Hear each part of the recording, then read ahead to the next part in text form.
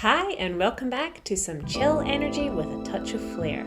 Have you ever watched reality TV? If you have, then I'm reaching out through the screen right now to give you a little there. I also watch reality TV, so I know how hard a life it is. Reality TV is not quite documentary, but it also doesn't feel real. And actually, a lot of what we know as reality TV nowadays is often called scripted reality because there is some scripted elements, or at least it's guided by a production team. But it appeals to the masses because it makes you feel like you're a fly on the wall watching someone's life. So I am an editor of film and TV. You can watch some of the things I've edited on TV right now, and you will also find my films in film festivals across the world. I actually just made this video to brag about myself. I've never edited reality TV, but a lot of the principles of editing are universal, and I've been dying for a while now to talk about this. Editing is super interesting to me, and I promise by the end of this video you will be watching TV in a whole new way. I'm not saying it's the best way,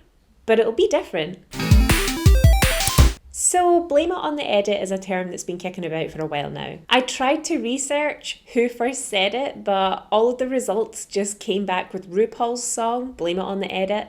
And honestly, the fact that it is a song by RuPaul just goes to show how prevalent it is. Blame it on the edit, blame it on the edit. Basically, blaming it on the edit means that the edit of a show has painted some of the participants in a particular light. It could be positive, but it's very likely to be negative or exaggerating a situation. So if someone tends to look like an asshole on TV, they'll blame it on the edit for making them look like an asshole. And this is why I love editing, making people look bad. Not really, but what I love about it is that in the same way an artist chooses a colour for a painting, an editor chooses a cut. I always describe editing like a language, and depending on how you arrange the words, a sentence can have a different meaning, and I think it's exactly the same for editing. How you arrange the shots sets up different meanings. You do have a lot of power over how something is interpreted, and with great power comes great abuse of power.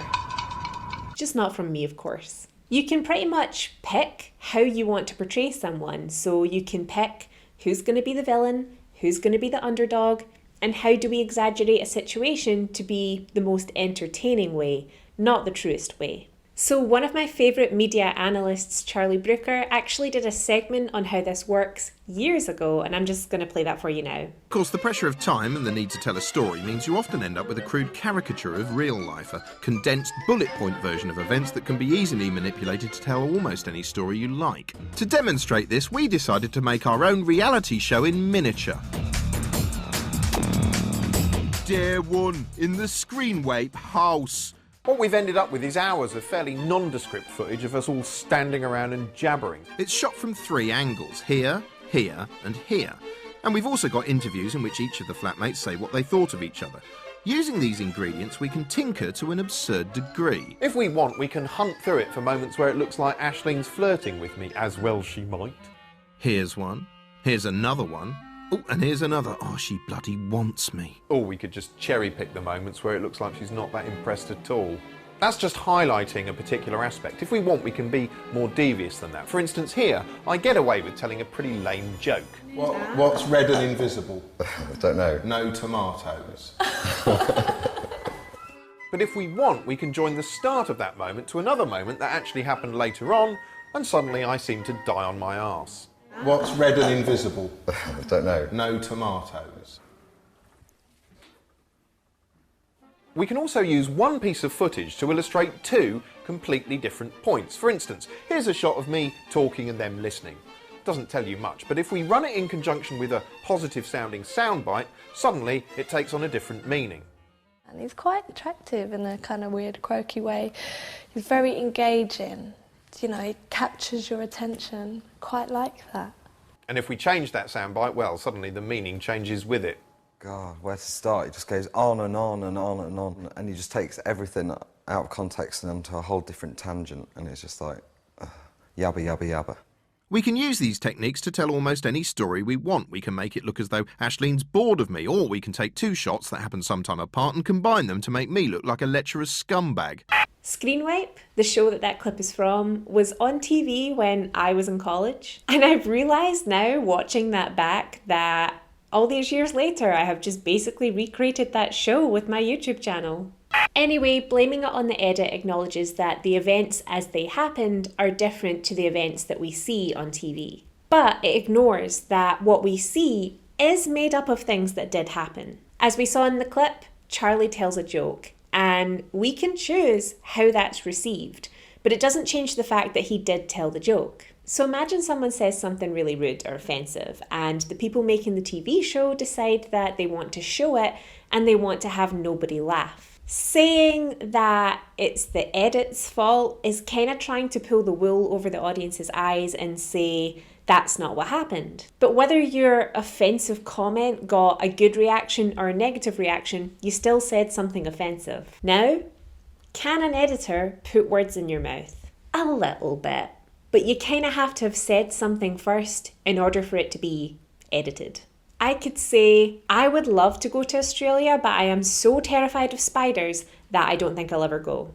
They scare me so much. Now, if somebody wanted to cut that down and just make me say, spiders scare me so much, they could, but it would sound weird. Spiders scare me so much. What I can do is distract you from how weird it sounds by using visuals. Spiders scare me so much. Now, if you listen to reality TV, you'll actually notice that this happens all the time. Pieces of sentences are stitched together. It just got really dark. Pieces of sentences are stitched together so that we're getting rid of all the ms, the buts, the you know, kind of, Turns out we all really waffle when we talk. So this kind of editing, when it first came around in reality TV, was super noticeable because we were all really used to much more polished things being screened on our televisions. But now it's so ubiquitous that we don't really notice.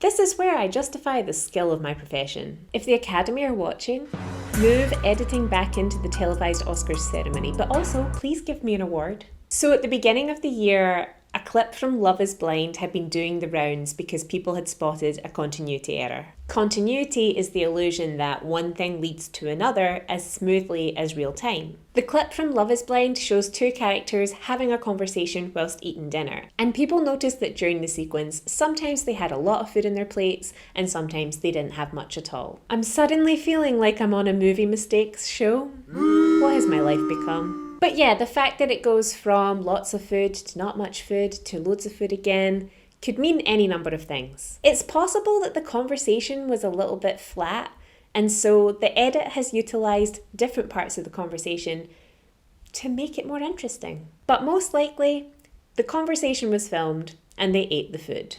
And at the end of the conversation, someone from the crew was like, okay, can you guys just sit at the table, laugh at each other a little bit, you know, just look engaged, like you're still having the conversation, because we can't just air a half-hour conversation completely unedited. It would be boring and it would be really uncomfortable to watch. Another thing that happens is that at the end of any scene at all, in reality TV and also in high-budget productions, they get a sound person to stay behind at the end of the scene and record round about 30 seconds of silence. This is called atmosphere, and it's basically in the same environment or room that the characters were interacting, but you just get background noise so that if there's ever a moment of silence, then you can use that to fill the gap. However, a lot of reality TV now uses this atmospheric silence to create awkward moments. To touch back on RuPaul's Drag Race, in season 14 we were shown a very interesting episode of Snatch Game. The edit showed us all of the contestants trying their best to be funny and just falling flat completely.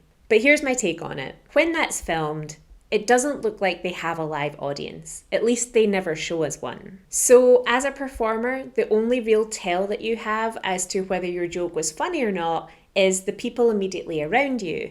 And most of those people are the other contestants who are really stressed about what they're going to say next. Then you have the host who kind of laughs at everything. And then you have two people at the other side of the room who are not quite sure if they get it or not. A lot of the contestants in this Snatch Game talked about how they had no idea whether it was going well or not. And that's because this entire episode is really made in the edit.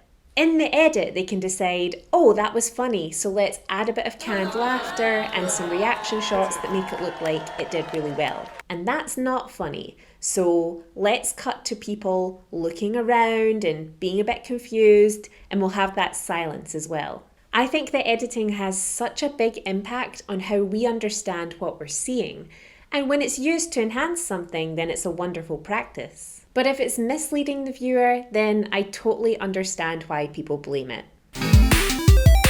So I don't want the takeaway here to be that editing is evil. It's really not, I promise. When we watch something, we have to be able to read it properly. The library is open. What I mean by this is that when you watch reality TV, you have to understand that what you're watching is the most dramatic representation of events. It's neither real nor fake. It's Schrodinger's reality. So I know that Selling Sunset is based on the lives of real estate agents in LA. I also know that there is no show without the real estate agents arguing. It's what we watch for. And I find Selling Sunset particularly interesting because I don't know what the end game is. In competition shows, you understand that the villain is largely just very competitive, and when the show's over, they'll probably not be that mean anymore. But in this reality show, the villain is very much in her own corner.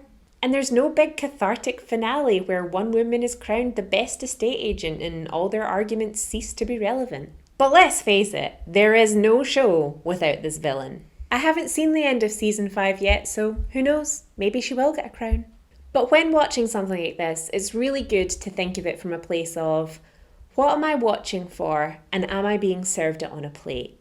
And if you're watching for drama, and drama's being given to you, then you're just part of the big cycle of cultural entertainment that the show is. It's not a bad thing, but you just can't take it too seriously. There's a dark side to reality TV that I don't want to go too deep into because it deserves a lot of nuance. But by seeing the decisions that have been made for production value within the reality TV that we watch, I think people would understand that this is entertainment and not reality, and hopefully stop bullying contestants and deciding to gang up on people online. If you want to learn more about this, I implore you to watch Charlie Brooker's Screen Wipe. You can find it on YouTube, and although it's quite old, it's still very relevant. And Charlie Brooker invented Black Mirror, so he's just like on the ball all the time. I'm going to change the name of this channel to Ashon Brooker. Anyway, thank you for watching all the way to the end. If you enjoyed this, then please encourage me to keep making videos by liking, subscribing, and sending good vibes through your computer screen. I can feel the vibes. See you next time.